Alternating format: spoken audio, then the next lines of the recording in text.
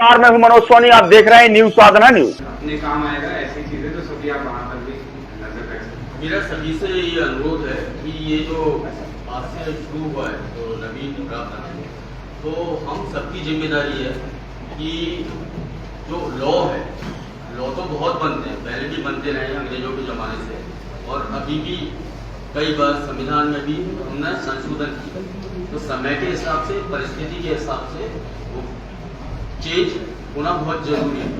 उसी के आधार पर ये नए कानूनों में संशोधन करके उनको आज से लागू किया जा रहा है।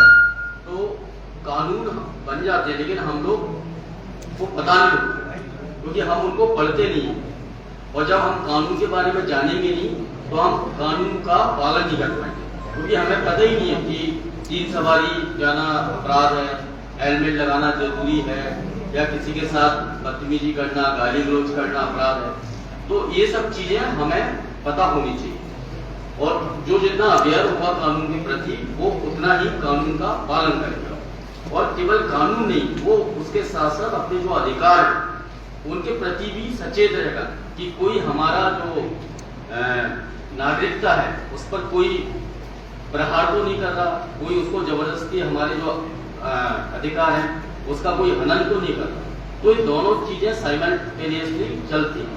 तो सभी जितने भी यहाँ पे गणमान्य नागरिक हैं, प्रिंट मीडिया है, इलेक्ट्रॉनिक मीडिया है, तो वो कम से कम इन कानूनों को ज्यादा से ज्यादा जनता के बीच में पहुंचाए, जिससे कि हम नहीं तो क्या कंफ्यूजन होगा कि पहले तो 302 लगती थी, अब तो साहब आपने 103 लगा दी, या पहले तो 307 लगती थी अटेम्प्ट टू मर्डर, अब आपने कुछ और लगा दी, 109 लगा दी। तो ये सब चीजें हैं, तो जितना हम इनका प्रचार प्रसार करेंगे उतना ही हमारे लिए मतलब अच्छा रहेगा। और आज छतरपुर जिले के अलावा सागर के जितने भी 6 जिले हैं सभी में हर थाने में ये कार्यक्रम शुरू किया गया है, लोगों को बुला के लोगों को अवेयर किया जा रहा है, जिससे कि हम नए कानून के बारे में ज्यादा से ज्यादा हम लोग जान सकते हैं। देखिए, जैसे आप इसमें देखेंगे, एक स्लाइड पीछे जाओ, इसमें लिखा है कि यदि कोई साक्षी के कथन लेने और वो बाहर है तो अब ऑडियो वीडियो के माध्यम से भी कथन लिए जा सकते हैं। तो कभी कभी हमारे केस इसलिए पेंडिंग रहते थे, साहब वो तो दिल्ली गया है नौकरी करने के लिए, मजदूरी करने के लिए, अब वो दिक्कत नहीं है क्योंकि हम ऑडियो वीडियो के माध्यम से भी उसमें कथन ले सकते हैं। नेक्स्ट स्लाइड करें। इसमें भी आप देखेंगे कि एक चीज बड़ी इंपॉर्टेंट है कि जो भी प्रगति हो रही है केस में उसके बारे में जरूर नोट कराया जाएगा। मतलब कई बार हमें पता ही नहीं चलता कि साहब पुलिस ने क्या क्या कार्रवाई कर ली। अब ऐसा नहीं है, कार्रवाई होगी तो जिसके विरोध या जिसके पक्ष में कार्रवाई हुई है उसको अवगत भी कराया जाएगा, आरोपी को भी चालान की कॉपी दी जाएगी। तो ये एक मैंने आपको बताया था जैसे कि कथन लेने के लिए घर पे जाना, तो यदि बच्चे हैं, महिलाएं हैं, वृद्ध हैं और दिव्यांगजन हैं तो उनके लिए घर पे भी जाकर के अब कथन लिए जा सकते हैं, उनको थाने आने की आवश्यकता नहीं है। नेक्स्ट करें। जैसे ये आप देखेंगे इतनी बढ़िया स्लाइड है, इसमें इतना अच्छा तरीके से बताया है कि एक व्यक्ति को डाउट हो रहा है, वो पूछ रहे पता नहीं मेरे केस में आगे क्या हुआ, तो वो साथ में जो बैठे हैं, वो जो साथ में बैठे हैं वो पता है कौन है, जो आज आप लोग आए हैं यहाँ पे, वही लोग हैं, वही जाकर के बाहर बताएंगे। तो वो क्या कह रहे हैं कि चिंता मत करो, पुलिस 90 दिन में तुम्हें केस की प्रक्रिया की सूचना देगी, क्या हुआ है 3 महीने के अंदर बताएगी ही बताएगी, चिंता करने की आवश्यकता नहीं है। नेक्स्ट करें। अभी आप इसमें देखें कि नई नई धाराएं जोड़ी गई हैं। अब अभी तक ऐसा था कि यदि भारत के बाहर व्यक्ति है और उसने यहाँ पे अपराध करके भारत के बाहर प्रॉपर्टी खड़ी कर ली, दुबई में, स्विट्जरलैंड में, सिंगापुर में, तो अब उसकी भी कुर्की हो सकती है। उसके संबंध में भी हमारे कानून में प्रावधान जोड़े गए हैं कि उन पर भी हम कार्रवाई कर सकते हैं। तो एक आप लास्ट में देखें, लास्ट में एक पॉइंट है कि कोई भी घटना स्थल होगा वहाँ की वीडियोग्राफी होगी। आरोपी बोलता है कि साहब मैं तो वहाँ था ही नहीं, फरियादी बोलता है कि साहब यही था, इसी ने ही मारपीट की है। पुलिस का भी एक पक्ष रहता है, डिफेंस के वकील का एक पक्ष रहता है। अब वो पक्ष जो है वो वीडियो के माध्यम से हल हो जाएंगे। क्योंकि वो तुरंत उसमें पता चल जाएगा कि वो वहां पर था या नहीं था, क्योंकि वीडियोग्राफी होगी उसकी। नेक्स्ट करें। वीडियोग्राफी के साथ इसमें उनकी वीडियोग्राफी का एक पंचनामा भी बनेगा और उसमें स्वतंत्र साक्षी भी होंगे जो कि ये दावा करेंगे कि नहीं, ये पुलिस ने जबरदस्ती नहीं करवाया, किसी लोभ लालच के या धमका के नहीं करवाया। और इससे कई बार जो न्यायालय में होता था कि साक्षी जो अपने बयानों से पलट जाते थे या किसी केस में एक्विटल हो जाता था, तो अब उस चीज़ से राहत मिली और पुलिस का भी काम आसान हो जाएगा। जो पहले पुलिस के ऊपर जो आरोप प्रत्यारोप लगते थे उसमें काफ़ी सुधार परिलक्षित हो। एक अच्छी चीज अब ऐड हुई है EFIR। मतलब यदि उदाहरण के लिए आपके घर में चोरी हो गई, उस समय आप थे बाहर, आप कहीं पर तीर्थ यात्रा पे गए हुए थे, अब आपको पता चला तो अब आप यहाँ आते तब आप रिपोर्ट कराते, आपको दिक्कत नहीं, आप वहीं बैठे बैठे इलेक्ट्रॉनिक तरीके से FIR करा सकते हैं। बस उसमें एक चीज ये ध्यान रखना है कि अगले 3 दिन में आपको आकर के उस पर साइन करना है, ताकि ये कंफर्म हो जाए कि वो आपने जो सूचना दी थी आप उस पर कार्रवाई चाहते हैं। तो आप इलेक्ट्रॉनिक FIR करा सकते हैं, लेकिन अगले 3 दिन के अंदर आपको, बस 3 दिन का समय है आपके पास, आप कहीं बाहर हैं तो बाद में आकर के आप थाने पे उसको उसकी प्रति ले सकते हैं। एक और इसमें बहुत अच्छी चीज है, आप सबसे नीचे देख रहे होंगे कि पूजा स्थल पर कई बार हमारे धार्मिक स्थलों में चोरी हो जाती थी, प्रतिमाओं की, छत्र की, दान पेटी की, आभूषणों की, तो उसके लिए एक अलग से धारा बनाई गई है। तो आने वाले समय में यदि कोई ऐसी घटना करेगा तो इस धारा के तहत उस पर कार्रवाई की जाएगी। नेक्स्ट, ये वही जिसकी हम चर्चा कर रहे थे कि अब आप इलेक्ट्रॉनिक माध्यम से भी FIR कर सकते हैं। नेक्स्ट, एक बहुत गंभीर चीज थी, ये इसमें आया है इस कानून में, कि कई लोग क्या करते थे कि उन्हें पता है कि नाबालिग पे तो कार्रवाई होती नहीं है, तो स्वयं अपराध मत करो, किसी लड़के को बोल दो 18 साल से कम के कि तुम जाकर के घटना कराओ, मारपीट कराओ या हवाई फायर कराओ, कुछ भी। तो अब वो भी नहीं हो सकता। यदि कोई किराए पे या सुपारी देकर के या भाड़े पे किसी लड़के को लेगा और उससे घटना कराएगा, तो उसके संबंध में भी धारा है 95 धारा, जिसके अंतर्गत जो व्यक्ति किराए पे लेगा उस व्यक्ति पर 10 वर्ष तक की सजा का प्रावधान है। तो इसलिए कोई किसी को किराए पे लेकर के, भाड़े पे लेकर के भी नाबालिग से यदि कोई अपराध कराना चाहेगा तो वैसा भी अब नहीं करा सकता। मॉब लिंचिंग संबंधी भी एक धारा जुड़ी है कि कोई व्यक्ति है कहीं मिला और भीड़ ने आकर के उसकी मारपीट कर दी, मार दिया, तो अब भीड़ भी किसी को मार नहीं सकती है। यदि ऐसी घटना होती है तो उसके संबंध में भी भीड़ भाड़ द्वारा यदि अपराध किया जाता है तो उसके संबंध में भी धारा जोड़ी गई है और उसमें भी 7 वर्ष तक का दंड का प्रावधान। नेक्स्ट, एक हम सभी जानते हैं कि मार्केट में रहते हैं तो चेन स्नैचिंग की घटना होती है कई बार। तो चेन स्नैचिंग को इस बार अलग से ही एक अपराध माना गया है, जिसको झपटमारी नाम से चेन स्नैचिंग नाम से रखा है। और किसी के भी साथ, मुख्य रूप से महिलाओं के साथ घटना होती है, मतलब किसी के भी साथ यदि घटना होती है तो इस धारा के तहत उस पर अपराध पंजीबद्ध किया जा सकता है और आरोपी पर कार्रवाई की जाएगी। एक ऑर्गेनाइज्ड क्राइम को लेकर भी धारा जोड़ी गई है कि संगठित रूप से यदि कोई अपराध करते हैं, एक गैंग बना रखा है, उसके अंदर 10-12 लड़के हैं, वो गैंग बना करके रंगदारी करते हैं, दादागिरी करते हैं, भय दिखाते हैं, परेशान करते हैं, मारपीट करते हैं, फायरिंग करते हैं, कुछ भी करते हैं, तो वो संगठित अपराध में काउंट होगा। और संगठित अपराध के लिए भी 111 और 112 धारा है BNS की, और जिसमें मृत्युदंड तक का प्रावधान रखा गया है। ऑर्गेनाइज्ड क्राइम, जो बड़े बड़े गैंगस्टर के आप नाम सुनते हैं, हम सुनते हैं, और वो अपराध करते हैं, तो उसको हम इसमें आपको प्रोसिक्यूट कर पाएंगे। नेक्स्ट, ये अब आप फिर हम चित्र के माध्यम से समझें। एक महिला कह रही है कि कोर्ट में मेरा बयान दर्ज होना है, लेकिन मुझे डर लग रहा है। ऐसा होता है महिलाओं के साथ में, खास तौर से क्योंकि इस प्रकार के गंभीर अपराध कभी कभी उनके साथ होते हैं।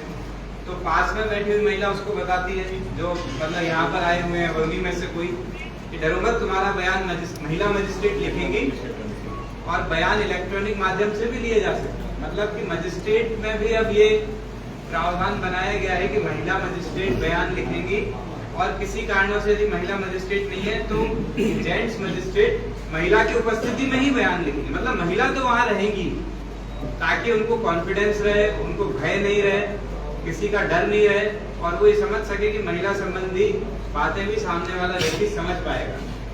तो ये एक नया प्रावधान इस कानून में आया है। नेक्स्ट, सामुदायिक सेवा का अभी हमने चर्चा की ही थी।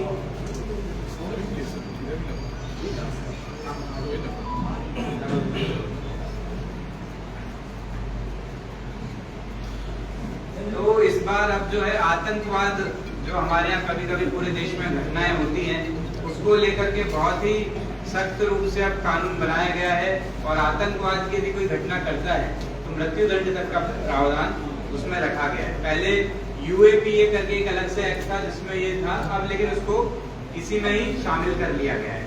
और राजद्रोह का जो पूर्व में कानून था उसको भी बदल करके अब देशद्रोह के कानून को लाया गया। देशद्रोह को आपराधिक कृत्य माना गया है और उसकी सजा BNS की 112। BNS मतलब आप समझे, BNS का फुल फॉर्म क्या हुआ? इनसे पूछना चाहिए। पहले आप एक चीज एक क्लियर कर लो, जो पहले भारतीय दंड संहिता थी अपनी, है ना, इट मीन्स IPC 1860 में बनी थी। तो IPC की जगह, भारतीय दंड संहिता की जगह अब क्या होगी? भारतीय न्याय संहिता। इट मीन्स भारतीय न्याय संहिता। और जो CRPC थी हमारी, जो 1972 में बनी थी, अब उसकी जगह क्या हो गया? भारतीय नागरिक सुरक्षा अधिनियम BNSS। और जो हमारा भारतीय साक्ष्य अधिनियम था 1973 का, वो अब क्या हो गया? भारतीय साक्ष्य अधिनियम।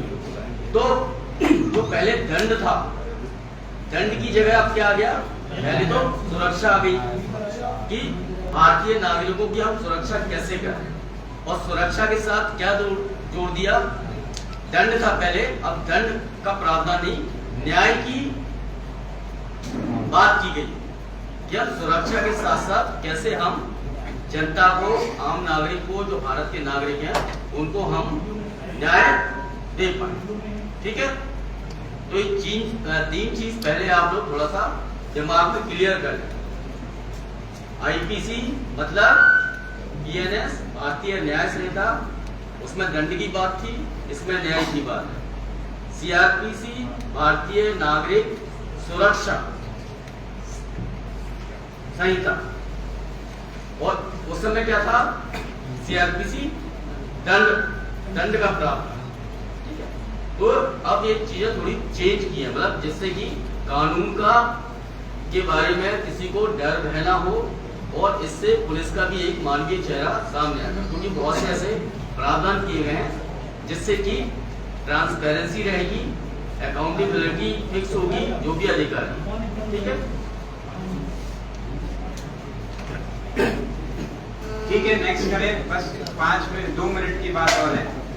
अभी जैसे आप ये देखें, इतना अच्छा चित्र के माध्यम से समझाया है इसमें, तो इसमें एक महिला पूछती कि दीदी कहीं वो अपने बयान से पलट तो नहीं जाएंगे? जैसा हमें भय रहता है कई बार कि जो अपराध करता है वही व्यक्ति बाद में आके डराता भी है कि राजीनामा कर लो, मान जाओ, नहीं तो तुम्हारे साथ और अच्छा नहीं होगा, अभी तो इतना ही किया है, आगे और घटना करेंगे। तो उसमें वो दूसरी महिला बता रही है कि डरने की कोई बात नहीं है, हम पुलिस गवाह के बयान की वीडियो रिकॉर्डिंग करती है, अब गवाही जो भी देगा उसकी रिकॉर्डिंग होगी, तो चिंता की बात नहीं है।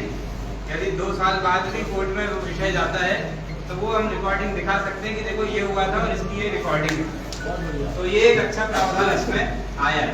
नेक्स्ट, ये एक चीज और ऐड करना चाहूंगा कि जैसे पहले जब फाइनल रिपोर्ट जब पेश की जाती थी न्यायालय में, तो माननीय न्यायालय में जब्ती के गवाह होते थे तो वो पलट जाते थे, क्योंकि उनके केवल बयान होते थे, और ये होता है कि वो बिफोर द कोर्ट वो एडमिसिबल नहीं होते। अब उसमें जब्ती के जो गवाह हैं उनकी वीडियोग्राफी होगी, स्वतंत्र साक्षियों के साथ उनका पंचनामा बनेगा, जिससे कि पारदर्शिता रहेगी, और ये भी रहेगा कि पुलिस ने कोई जोर जबरदस्ती के साथ ये बयान नहीं दर्ज करना। तो इससे फायदा ये होगा कि जो आरोपी है उसको सजा मिलेगी, मतलब एक्विटल नहीं हो पाए, और जो पीड़ित पक्ष है उसको समय के साथ उसको त्वरित न्याय मिले। अब ये एक एक लाइन में बड़ी काम की चीजें हैं अपने लिए, मैं जल्दी जल्दी आपको बता देता हूँ। कोई भी गंभीर अपराध होगा तो अब फॉरेंसिक के जो एक्सपर्ट हैं उनका क्राइम सीन पे जाना कंपलसरी है। गंभीर अपराध में फॉरेंसिक के हमारे जो एक्सपर्ट्स हैं वो क्राइम सीन पे जाएंगे ही जाएंगे, ताकि हम उसमें और अच्छा इन्वेस्टिगेशन कर सके। एक बहुत अच्छा ये इसमें आया है कि अपराध में यदि किसी महिला और बच्चे के साथ कोई घटना होती है तो अस्पताल में फर्स्ट एड और इलाज निःशुल्क मिलेगा। घटना होने पे महिला और बच्चों को निःशुल्क इलाज अब उसमें मिलेगा। गवाहों को भी सुरक्षा देने के प्रावधान है। यदि गवाहों को कोई डरा रहा है, धमका रहा है, कोर्ट में जाता है, रास्ते में रोक के मारपीट करने की कोई भी कोशिश करता है, तो विटनेस प्रोटेक्शन प्रोग्राम से उनको बचाने का पूरा प्रावधान किया जाएगा। इसके बाद कभी कभी हम देखते हैं कि अदालतों में जाते हैं और स्टे हो जाता है, बार बार स्टे हो जाता है। तो अब ये प्रावधान है कि सुनवाई में देरी से बचने के लिए अधिकतम 2 बार ही स्टे हो पाएगा। उसके बाद में न्यायालय को उसके संबंध में निर्णय लेना ही है, तो 2 बार से ज्यादा स्थगन नहीं हो सकता है।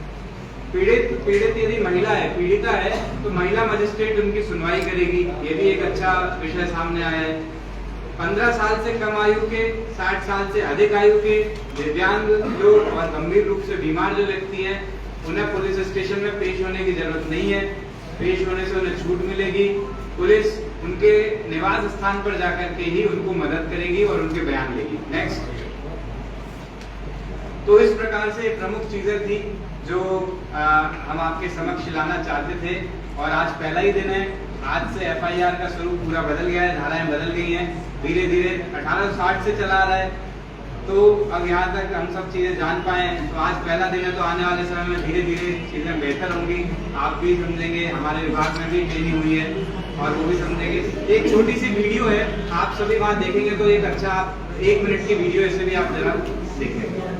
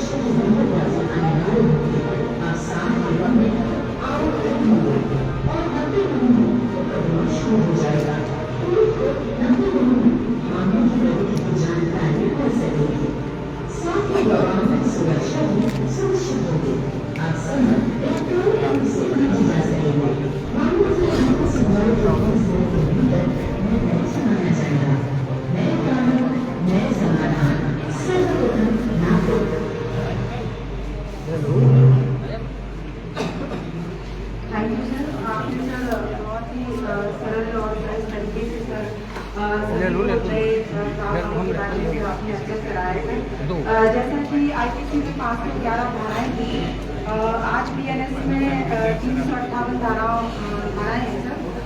जैसे सामुदायिक एक सफल और सुरक्षित भविष्य के लिए आज ही संपर्क करें कृष्णा यूनिवर्सिटी, सागर रोड, छतरपुर।